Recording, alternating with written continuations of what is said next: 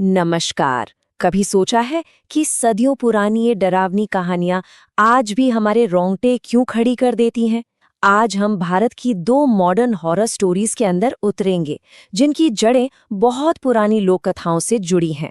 देखिए, ये सिर्फ भूत प्रेत की कहानियां नहीं हैं, ये एक तरह से सर्वाइवल गाइड्स हैं। चलिए, आज पता लगाते हैं कि इन कहानियों से जिंदा रहने के लिए क्या-क्या सीखा जा सकता है।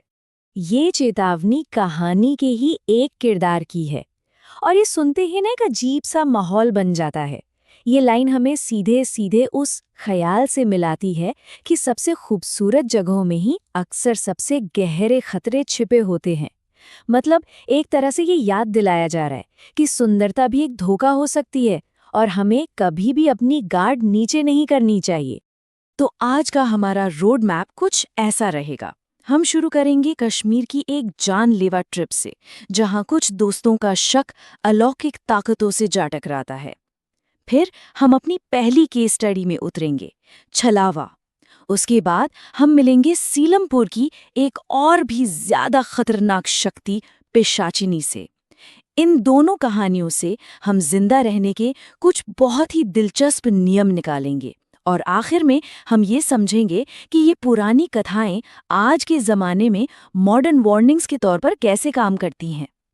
तो हमारी पहली कहानी हमें ले चलती है कश्मीर, नए साल की शाम पर। यहाँ 4 दोस्त हैं, नितिन, ध्रुव, रिया और वर्षा, जो एक छुट्टी मनाने गए हैं जो जल्द ही एक बुरे सपने में बदलने वाली है। कहानी का जो असली टेंशन है ना, वो 2 दोस्तों के बीच है। एक तरफ है ध्रुव, जो लोकल वार्निंग्स की इज्जत करता है, और दूसरी तरफ है नितिन, जो इन सब बातों को हंसकर उड़ा देता है। और यही अविश्वास उन्हें सीधे खतरे के मुंह में धकेल देता है। यहाँ पर कहानी का मेन टकराव साफ दिखता है। ध्रुव, जो परंपरा और विश्वास को मानता है, वो अपने दोस्तों को छलावा की लोकल कहानियों के बारे में वार्न करता है। और दूसरी तरफ है नितिन, जो आज का मॉडर्न स्केप्टिक है, जो इन चेतावनियों को सिर्फ भूतिया कहानियां कहकर मजाक में उड़ा देता है। ये सिर्फ एक छोटी मोटी बहस नहीं है, ये नितिन का अहंकार है जो पूरे ग्रुप को एक बहुत ही भयानक अंजाम की तरफ ले जाता है। तो इस कहानी के सेंटर में कौन सी शक्ति है? चलिए अपनी पहली केस स्टडी में जरा गहराई से उतरते हैं और कश्मीर के जंगलों में छिपे इस भ्रम फैलाने वाले का पर्दाफाश करते हैं। तो सवाल ये है कि ये रहस्यमयी छलावा आखिर है क्या, जिससे ध्रुव इतना ज्यादा डरा हुआ है?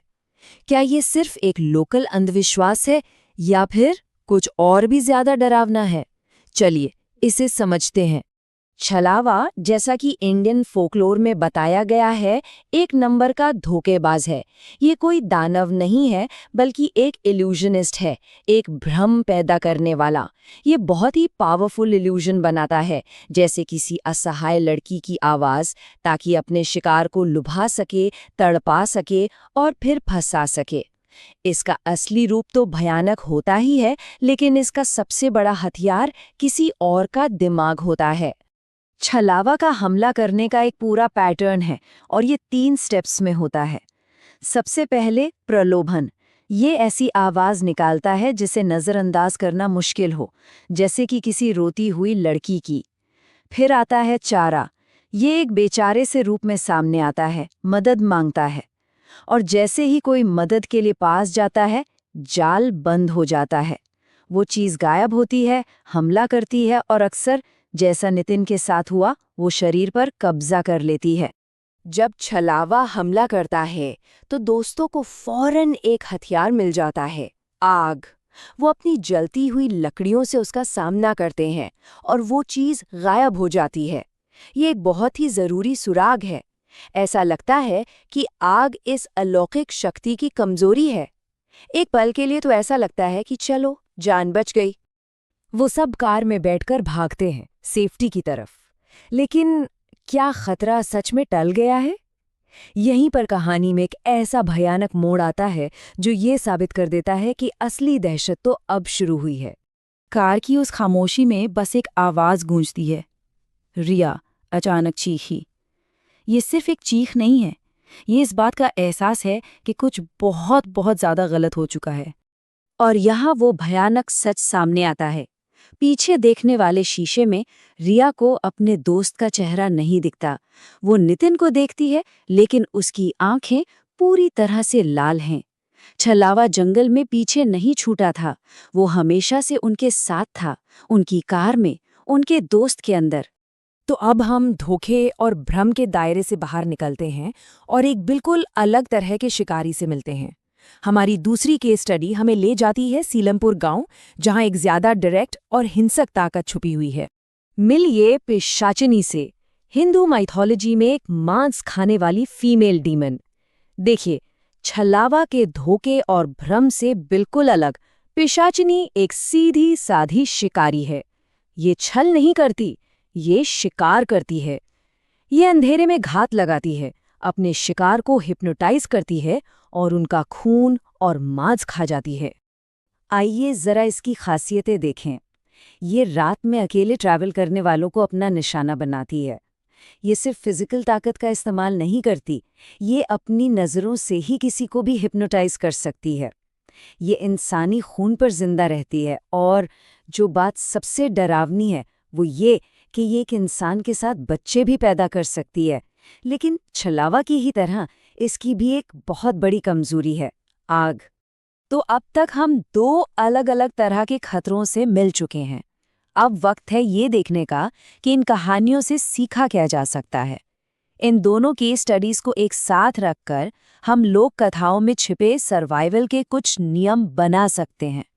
ये स्लाइड दोनों ताकतों को आमने सामने रखती है। छलावे का तरीका साइकोलॉजिकल है, भ्रम और कब्जा। वहीं पिशाचनी फिजिकल है, हिप्नोसिस और जबरदस्ती। उनके मकसद भी अलग हैं। एक तड़पाना चाहता है तो दूसरा भक्षण करना चाहता है।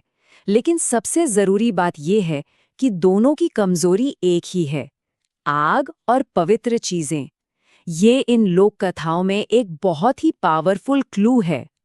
तो इन कहानियों के हिसाब से एक सर्वाइवर की टूलकिट में क्या क्या होना चाहिए?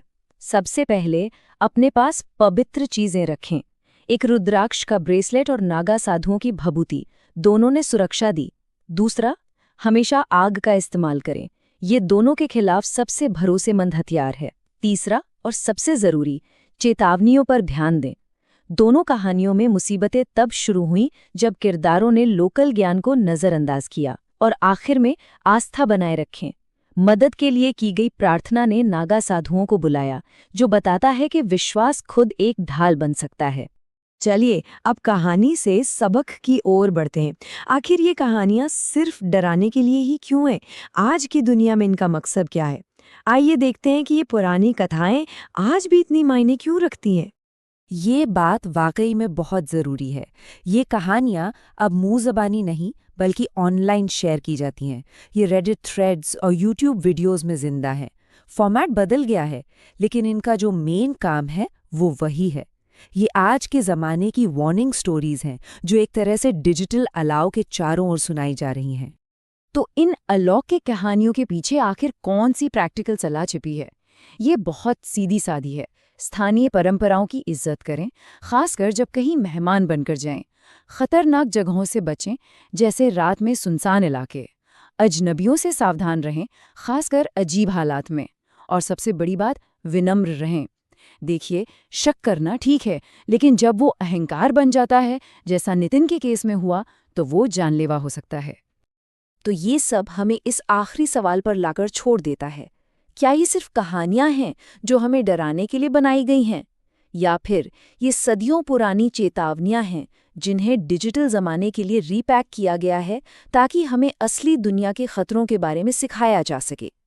शायद अगली बार जब कोई ऐसी डरावनी कहानी सुने तो ये ज़रूर सोचें कि ये कहानी असल में हमें किस चीज़ से बचाने की कोशिश कर रही है। सोच